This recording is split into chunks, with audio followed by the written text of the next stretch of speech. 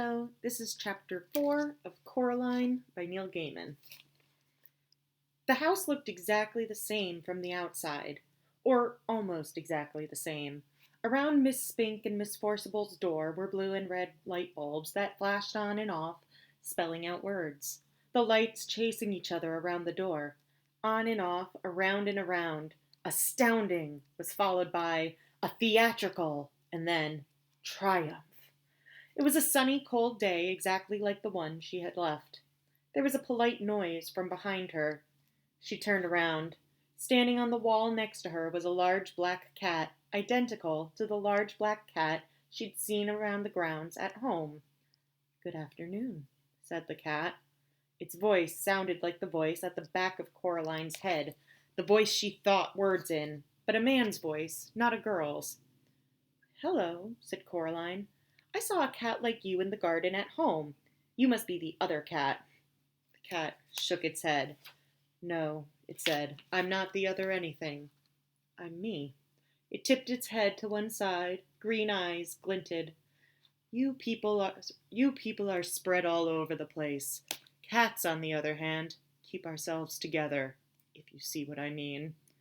"I suppose. But if you're the same cat I saw at home, how can you talk?" "Cats don't have shoulders, not like people do." But the cat shrugged in one smooth movement that started at the tip of its tail and ended in a raised movement of its whiskers. "I can talk." "Cats don't talk at home." "No," said the cat. "No," said Coraline. The cat leaped smoothly from the wall to the grass near Coraline's feet. It stared up at her. "Well, you're the expert on these things," said the cat dryly. "After all, what would I know? I'm only a cat." It began to walk away, head and tail held high and proud. "Come back," said Coraline. "Please, I'm sorry. I really am." The cat stopped walking, sat down, and began to wash itself thoughtfully, apparently unaware of Coraline's existence. We could be friends, you know," said Coraline.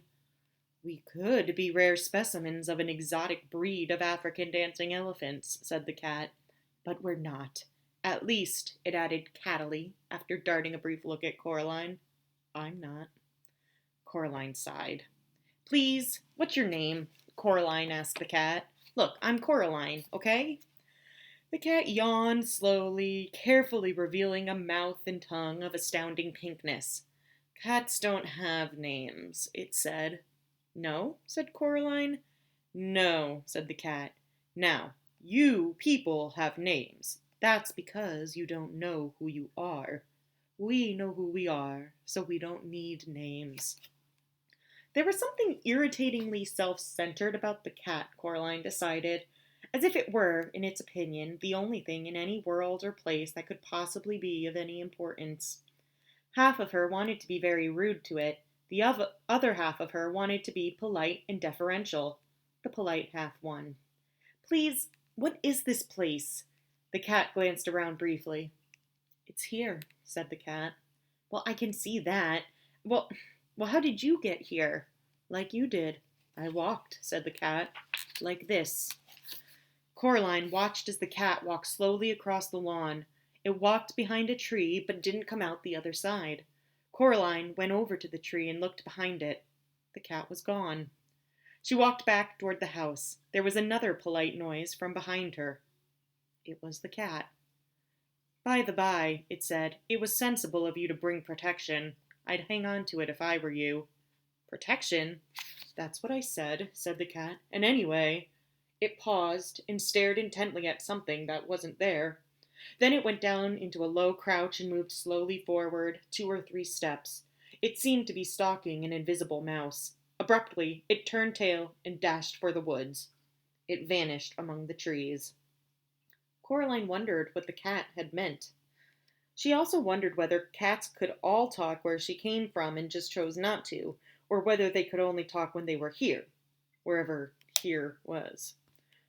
She walked down the brick steps to the Mrs. Spink and Forcible's front door. The blue and red lights flashed on and off. The door was open, just slightly. She knocked on it, but her first knock made the door swing open, and Coraline went in. She was in a dark room that smelled of dust and velvet. The door swung shut behind her, and the room was black. Coraline edged forward into a small anteroom. Her face brushed against something soft. It was cloth. She reached up her hand and pushed at the cloth. It parted. She stood blinking on the other side of the velvet curtains in a poorly lit theater. Far away at the edge of the room was a high wooden stage, empty and bare, a dim spotlight shining onto it from high above. There were seats between Coraline and the stage, rows and rows of seats. She heard a shuffling noise, and a light came toward her, swinging from side to side. When it was closer, she saw the light was coming from a flashlight being carried in the mouth of a large black Scotty dog, its muzzle gray with age. "Hello," said Coraline. The dog put the flashlight down on the floor and looked up at her. "Right, let's see your ticket," he said gruffly. "Ticket? That's what I said, ticket. I haven't got all day, you know. You can't watch the show without a ticket." Coraline sighed. "I don't have a ticket," she admitted. Another one," said the dog gloomily. "Come in here, bold as anything. Where's your ticket?" "Haven't got one." "I don't know." It shook its head, then shrugged. "Well, come on then." He picked up the flashlight in his mouth and trotted off into the dark. Coraline followed him. When he got near the front of the stage, he stopped and shone the flashlight onto an empty seat.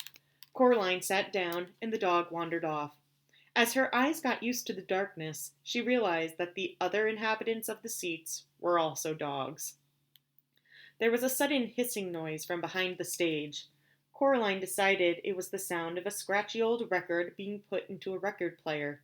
The hissing became the noise of trumpets, and Miss Spink and Miss Forcible came onto the stage. Miss Spink was riding a one-wheeled bicycle and juggling balls. Miss Forcible skipped behind her, holding a basket of flowers. She scattered the flower petals across the stage as she went. They reached the front of the stage, and Miss Spink leaped nimbly off the unicycle, and the two old women bowed low. All the dogs thumped their tails and barked enthusiastically. Coraline clapped politely. Then they unbuttoned their fluffy round coats and opened them. But their coats weren't all that opened. Their faces opened too, like empty shells. And out of the old, empty, fluffy round bodies stepped two young women. They were thin and pale and quite pretty, and had black button eyes. The new Miss Spink was wearing green tights and high brown boots that went most of the way up her legs. The new Miss Forcible wore a white dress and had flowers in her long yellow hair. Coraline pressed back against her seat. Miss Spink went off to the stage, and the noise of trumpets squealed as the gramophone needle dug its way across the record and was pulled off. "This is my favorite bit," whispered the little dog in the seat next to her.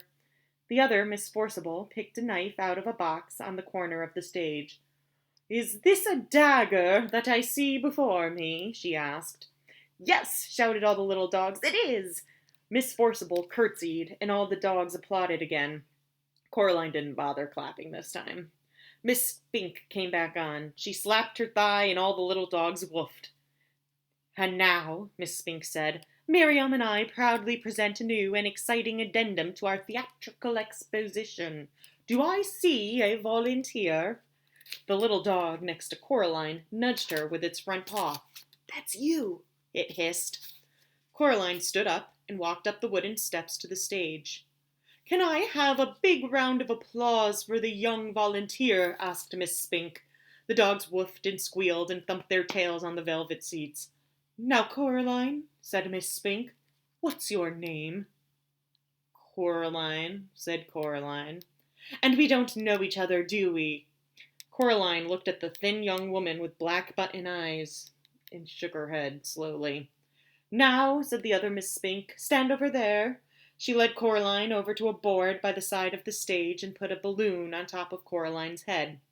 Miss Spink walked over to Miss Forcible. She blindfolded Miss Forcible's button eyes with a black scarf and put the knife into her hands.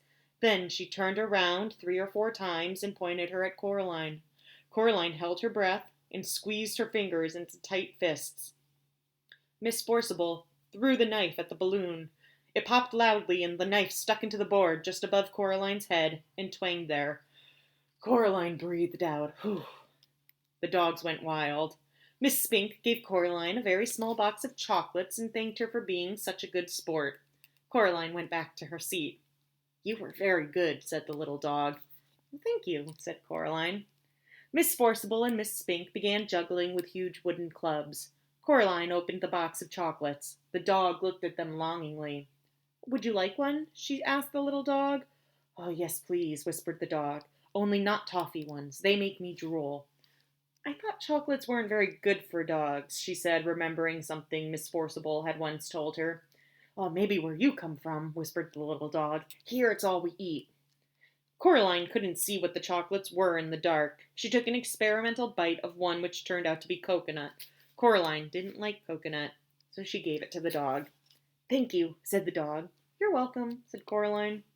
Miss Forcible and Miss Spink were doing some acting. Miss Forcible was sitting on a step ladder, and Miss Spink was standing at the bottom.